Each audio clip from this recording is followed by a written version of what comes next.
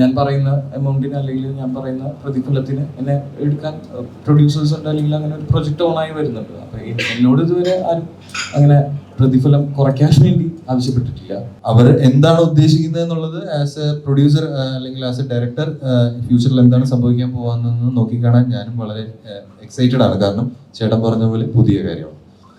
പക്ഷെ അത് എനിക്ക് പേഴ്സണലി എനിക്ക് അറിയില്ല. അത് നമുക്ക് അറിയുമ്പോഴല്ല അതിന്റെ അത്തരം സ്റ്റാർസ് ഒക്കെ വാങ്ങുമ്പോഴായിരിക്കും അറിയില്ല. ഇനി അങ്ങനെ ആവുമ്പോൾ ഞാൻ നോക്കാം. അപ്പൊ ഞാൻ ഇതിന് ആൻസർ മാസ അവസാനവും പുതിയ മാസങ്ങളിലും ആണെന്ന് തോന്നുന്നു പ്രൊഡ്യൂസർ അസോസിയേഷൻ ഇങ്ങനെ ചാർട്ട് പുറത്തേക്ക് വിടുന്നത്. അവരത് വിട്ടാലാണ് ഇനി എന്റെ സിനിമയ്ക്ക് എന്ത് സംഭവിക്കും, അല്ലെങ്കിൽ ആ സംഭവം കൊണ്ട് എന്റെ സിനിമയ്ക്ക് എന്താണ് ബുദ്ധിമുട്ടാണോ അല്ലെങ്കിൽ പോസിറ്റീവായിട്ടാണോ സംഭവിക്കുക, അല്ലെങ്കിൽ സോഷ്യൽ ഇമേജ് എങ്ങനെ ഉണ്ടാവും എന്നുള്ളതൊക്കെ എനിക്ക് എക്സ്പീരിയൻസ് ചെയ്യാൻ പറ്റിയിട്ടുള്ളൂ. നിർമ്മാതാവാണ്, സംവിധായകനാണ്. ഇപ്പൊ സിനിമാ മേഖലയിൽ കുറച്ച് പ്രശ്നങ്ങൾ നടന്നു പോകുന്ന സമയമാണ്. നമുക്ക് കഴിഞ്ഞ കുറേ ദിവസമായി സിനിമയുടെ റിലീസ് കഴിയുമ്പോൾ തിയേറ്റർ ഓടിക്കൊണ്ടിരിക്കുമ്പോൾ സിനിമയുടെ ബജറ്റ് പുറത്തു കൊണ്ടുപോകാം, അതിന് എത്ര രൂപയാണ് മുടക്ക്, എത്ര രൂപയാണ് തിയേറ്ററിൽ കിട്ടുന്നത്. അങ്ങനെ വിടുന്ന സമയത്ത് പല സിനിമകളും നിന്ന് പോകുന്നൊരു ഘട്ടം വരുന്നത്.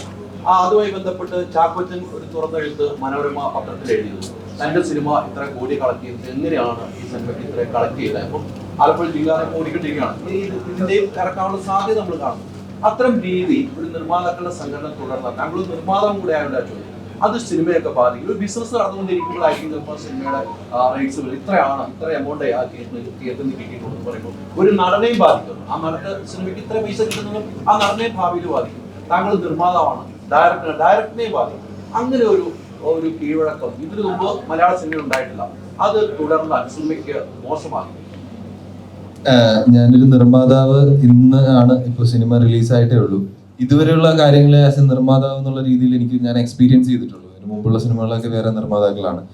ഇപ്പോ ചേട്ടൻ പറഞ്ഞ കാര്യങ്ങളൊക്കെ ഇനിയിപ്പോ എനിക്ക് തോന്നുന്നു മാസ അവസാനവും പുതിയ മാസങ്ങളിലും ആണെന്ന് തോന്നുന്നു പ്രൊഡ്യൂസർ അസോസിയേഷൻ ഇങ്ങനെ ചാർട്ട് പുറത്തേക്ക് വിടുന്നത്.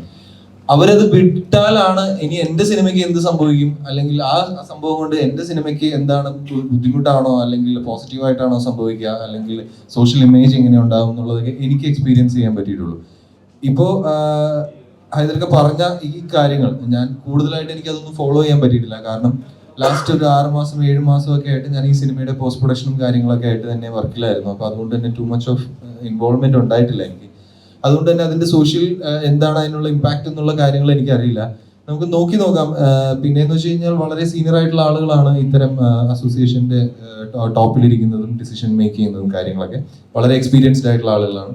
അവർ എന്താണ് ഉദ്ദേശിക്കുന്നത് എന്നുള്ളത് ആസ് എ പ്രൊഡ്യൂസർ അല്ലെങ്കിൽ ആസ് എ ഡയറക്ടർ ഫ്യൂച്ചറിൽ എന്താണ് സംഭവിക്കാൻ പോകാമെന്ന് നോക്കിക്കാണാൻ ഞാനും വളരെ എക്സൈറ്റഡ് ആണ്. കാരണം ചേട്ടൻ പറഞ്ഞ പോലെ പുതിയ കാര്യമാണ്.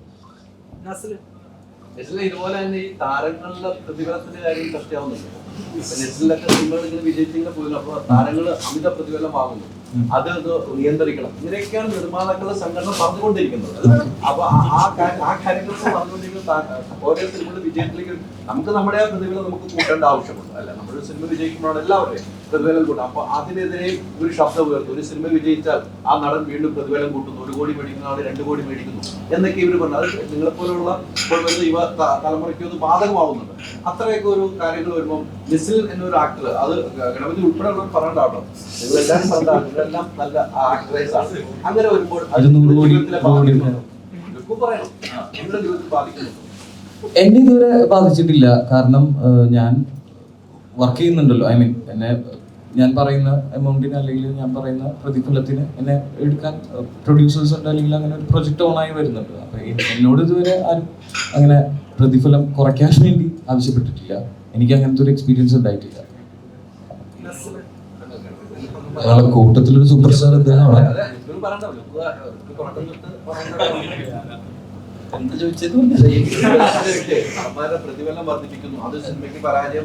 എനിക്ക് തോന്നുന്നു ഞാൻ അതൊക്കെ സംസാരിക്കാൻ എനിക്ക് അങ്ങനെ സിറ്റുവേഷൻ ഒന്നും ഉണ്ടായിട്ടില്ല. അങ്ങനെ പ്രതിഫലം കൂടുതൽ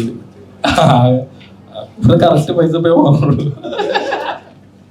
അപ്പൊ അത് ഓക്കെയാണ്. അത് ഇതുവരെ അങ്ങനത്തെ ഒരു സിറ്റുവേഷൻ ഉണ്ടായിട്ടില്ല. അപ്പൊ അത് അറിയില്ല എങ്ങനെ. ഇങ്ങനെയൊക്കെ വാർത്തകൾ വരുമ്പോ ഒരു വിഷയമാണല്ലോ ഒരു താരത്തിന് ഉണ്ടാകുന്നത്. വാർത്തകൾ ഞാൻ കാണുന്നുണ്ട്. പക്ഷെ അത് എനിക്ക് പേഴ്സണലി എനിക്ക് അറിയില്ല. അത് നമുക്ക് അറിയുമ്പോഴല്ല അതിന്റെ അത്തരം സ്റ്റാർസ് ഒക്കെ വാങ്ങുമ്പോഴായിരിക്കും അറിയില്ല. ഇനി അങ്ങനെ ആവുമ്പോൾ ഞാൻ നോക്കാം. അപ്പൊ ഞാൻ ഇതിന് ആൻസർ